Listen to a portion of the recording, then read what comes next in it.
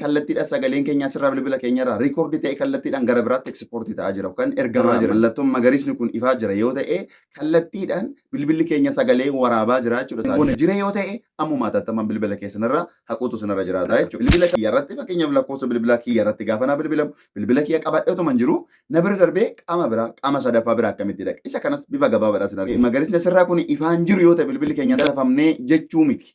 Mallattoo magariisan ibsu garuu mallattoo kan biraa tokko qaba kun ishee sammas hin argisu kana ilaala. Tolee akkam jirtu obboleessa keessa neenidha. Har'ammoo bilbilli keenya yoo xalafamee akkamittiin sirreeffachuu dandeenya akkasumas immoo akka xalafamee bilbila keenya bifa kamiin siitingii keenya bilbila keenya keessa seennee ofiidhuma keenyaan sirreeffachuu dandeenya ilaaluu dandeenya. Akkasumas immoo gaafa namoonni nu bilbilan maamilli keenya gaafa nu bilbilu nu bira darbee bilbilli qaama sadaffaa bira dhaqe yoo ta'e akkamittiin bilbila keenya sirreeffachuu akka qabnuu fi kontirool gochuu akka qabnu walii wajjin daqiiqaa gabaabaa keessatti walii wajjin ilaalla. Namoonni chaanaalii koo kanaaf haaraa taatan jalqabarra saabskiraayib, laayik, koomentii gochuudhaan jalqabaa isin jedha. Egaan akkuman jalqabarra isin kaase namoota baay'ee biratti bilbila keenya irratti mallattoowwan akkasii kun yeroo baay'ee mul'atu. Bilbilli keenya yoo hataman mallattoowwan akkasii kun yeroo baay'ee irra deddeebi'anii ni mul'atu.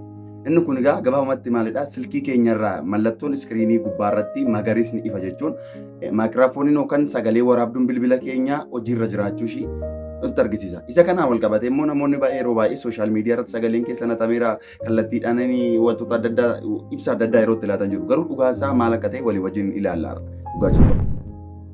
Bilbila keenyarraa iskiriiniin kun akkasittiin iskiriinii gubbaarraa inni ifa yoo ta'e chaarjarii biraan akkasitti ifa yoo ta'e si jalqabaa kan beekuu qabnu maal tokko ifaa jiru. Si jalqabaa akkuma isinitti himee maayikiraafooniin bilbila keenyaa banaa ta'uusaa bilbilli keenya milikkita nutti argisiisaa jira jechuudha. Kanaaf isa kana immoo kallattii adda addaatiin riilii akkuma jedhames immoo sagaleen keenya bilbilli keenya dawwalaa yookaan bilbilaa jiraachuusaa ibsuus hin danda'a maayikiraafoonii fayyadamneeti bilbila waan ta'eef.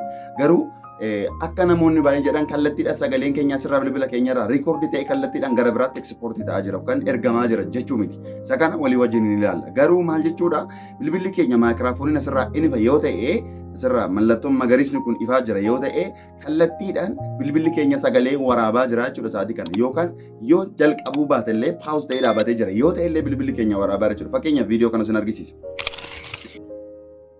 Amma bilbila kiyya kana gubbaarraa maayikiraafooniin kiyya waraabaa jira fakkeenyaaf. Maal waraabaa jira?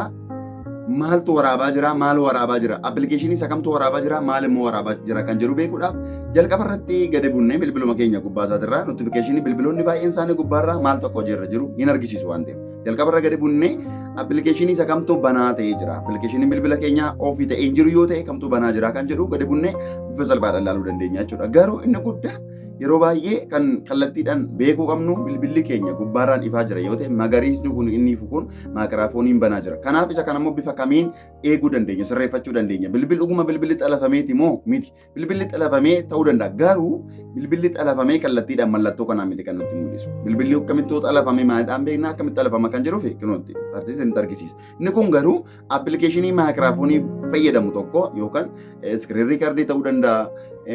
Whatever wanumaa spiikarii bilbila keenya sagalee osoo hin banin wanti maayikiraafoonii bilbila keenyaa fayyadamu kamillee kaameraa viidiyoo yoo waraabdan ta'uu danda'a yeroo kamillee aayidiyoo yeroo reekoordii gootan ta'uu danda'a yeroo kamillee maayikiraafooniin keenya banaa jira yoo ta'e mallattoo nutti beeknu isa kanadha yoo gadi bunnee mallattoo maayikiraafoonii ta'uusaa nu argisiisa yoo garuu notifikashinii baarii keessaa baane immoo magariisa tuqaa duwwaa ta'e nu argisiisa jechuudha. Kanaaf isa kana kan beekuudha qabdan. Kanaaf isa kana mallattoo akkasii kun immoo yoo jiraate miidhaan inni fidu inni guddaan baatirii keenya illee dadhabsuu danda'a. Inni jalqabaa akkuma jedhames immoo tarii bilbilli keenya baakgiraawundii bilbilaa jira yoo ta'e bilbilaa suma jiru suma bilbilamaa jiru yoo baanerra yoo ta'e iskiriiniin keenya bayeera keessaa yoo ta'e fuula keelfoonii keenya irra jiru yoo ta'e maayikiraafooniin keenya bilbilaa jiraachuusaa kan nu argisiisu mallattoon kun hin jiraachuudha malee kallattiidhaan sagaleen keenya amma waraabamee gara biraatti ergamaa jira jechuu miti. Sanarraa kan darbe immoo appilikeeshiniin nuti hin beekne fakkeenyaaf siitingii keenya keessa seennee appilikeeshiniin manaajarii jala seennee appilikeeshiniin isin hin beekne appilikeeshiniin isin hin fe'anne bilbila keessanirraa aktiiv ta'ee jira yoo ta'e bilbila isaan akkasiisan atattamaan bilbila keessanirraa haquudha qabdu uninstaal gochuudha qabdu jechuudha. Fakkeenyaaf bilbiloonni baay'een akka ta'uu kan danda'an nama harkaan namoonni baay'een kan miidhamuu danda'an appilikeeshinii isaan hin beekne appilikeeshinii ofiidhaa irratti fe'anne yeroo isaan banamanii open ta'anii aktiiv ta'anii bilbila isaanirra jiraatan bifa sanaan faayilli keessan gara biraatti darbuu danda'a jechuudha. Kanaaf appilikeeshinii isin hin beekne bilbila keessanirra jira yoo ta'e tarii iskiriinii kanarraa haayidi ta'eera ta'uu danda'a. Garuu kallattiin amma isin gaggeessu kanaan siitingii keessa seentu siitingii keessa seentanii booddee appilikeeshinii kana keessa gaafa gabbuutan gara jallaatti gaafa gabbuutan guutummaa isaa sakattaatanii ammuma bilbila keessan keessa cheegodha. Appilikeeshiniin isin hin beekne fi bilbila keessan irratti fe'anneef isin open hin goone jira yoo ta'e ammuma atattamaan bilbila keessan irra haquutu sinirra jiraata jechuudha. Sanarra kan darbe ni lammaffaan immoo bilbilli keenya gaafa namoonni biraa nu bilbilan akkamittiin nu bira darbee qaama sadaffaa bira dhaqa. Bilbila kiyya irratti fakkeenyaaf lakkoofsa bilbila kiyya irratti gaafa na bilbilamu bilbila kiyya qabadheetuma hin jiru na bira darbee qaama sadaffaa bira akkamitti dhaqa. Isa kanas bifa gabaabaadhaan sin argisiisa. Kallattiidhaan bilbilli kan akkas ta'uu danda'u siitingii keenya keessa seenna.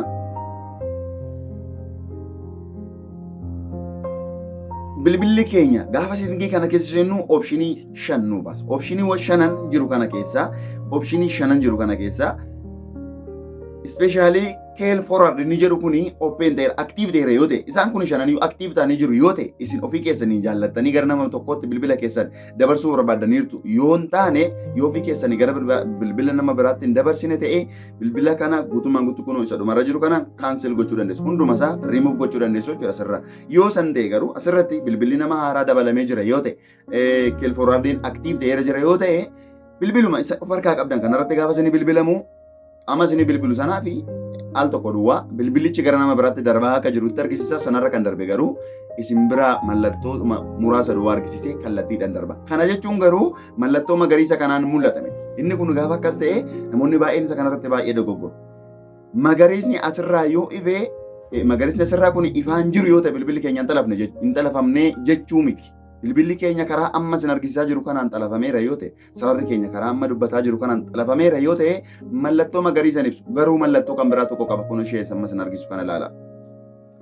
Mallattoon kun maal argisiisaa bilbilli keessan gara biraatti darbaa jiraachuusaa mallattoon kun bilbila keessan irra mallattoon akkasii mul'atu tanan daftanii bilbila keessan irra remove gochuu sinirra jiraata jechuudha. Sanarra kan darbe garuu osoo hin beekiin balaa baay'ee irra qaqqabu dandeessu. Daataan keessan gara qaama biraatti qaama sadaffaatti darbaa jiraata waan ta'eef. Kanaaf isa kana kallattiidhaan ilaaltanii jara kana lamaan iyyuu iskiriinii irraa mallattoon bilbila keessan irraa iskiriiniin irraa magariisni kun ifaa jira yoo ta'e bilbila keessan irraa siitingii irraa yoo isin bane notification optionii jala ilaaltanii jechuudha delete gochuu dandeessu. Notification optionii keessan off ta'ee jira yoo ta'e immoo akkama isin qajeelchetti siitingii keessa seentanii application manager kan jedhu jala seentanii applicationii isin hin beekne akkasumas applicationii maayikiraafoonii fayyadaman hunduma isaaniiyyuu clear gochuudha qabdu jechuudha. Sanan taane yoo ta'e yoo daataa keessan gara biraatti dabarsuu baate iyyuu baatirii keessan dadhabsatu isin itti fayyadamaa jiraatin bilbilli keessan asasaar gochaa jira jechuudha. Processor gochaa jira jechuudha. Hojjechaa jira jechuudha yeroo sanatti. Kanaaf bilbila keessan daddaftanii kallattii kanaan clear gochuu qabdu. Sanarra kan darbe garuu balaa guddaa kan qabu akkuma isin argisiise kana bilbilli keessan mallattoo kana ofirraa qaba yoo ta'e daddaftanii bilbila keessanirraa balleeffachuudha qabdu. Kallattiin amma isin argisiise kanatti fayyadamtanii bilbila keessanirraa balleeffachuudha qabdu. Tarii kanarra kan darbeef immoo gaafii yoo sanitti uume yaadannoo nama isinii kaasee yoo gaafii isinitti ta'e kanaan addas kan ta'e wantoota chaanaaliin koo Henok Creator bilbila wantoota bilbila wajjiniin wal qabatu teknooloojii wajjin wal qabatu AI tolchiidhaan wal qabatu wajjiniin ibsa bal'aa barumsa bal'aa irratti kenna waan ta'eef subscribe godhaa follow godhaa share godhaa yaada keessan komentii irra naa kaa'aa yaada dabalaatiif immoo viidiyoo itti aanu walitti deebinaa oraa bulaa.